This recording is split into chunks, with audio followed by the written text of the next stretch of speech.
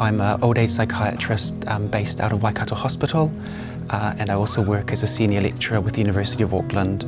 My PhD is focused on modelling the costs of dementia, and in particular modelling the cost-benefit of potential interventions that can reduce the cost over time. Dementia prevalence is going to increase by 100,000 people in the next 30 years, and that means that costs are going to increase massively from about $2.5 billion now to almost $6 billion in 2050.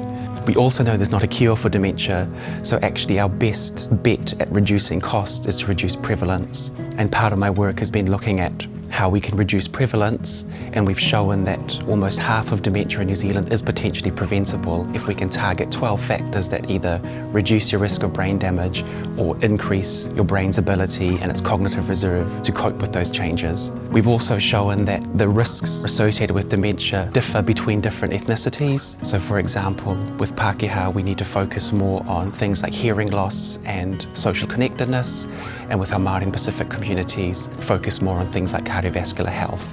While there's a cost to the government from providing care for dementia, there is also a huge societal cost of unpaid care. What we've shown in our dementia report is that people with dementia are receiving about 52.5 million hours of unpaid care a year, which if you value that at the current cost of a carer is over $1 billion.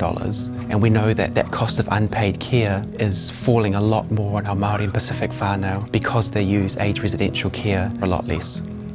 I think it's easy to be alarmist when you quote the increase in prevalence and quote the increase in costs to people. But I think what we need to focus on is that we can do something about it now. The changes that happen in your brain start years and even decades before you start seeing the symptoms of dementia. So actually it's your 40s and 50s where if you can target things that are good for your heart, which will be good for your head, and maintain a healthy active body and a healthy active mind, then your chance of developing dementia down the line will be markedly reduced.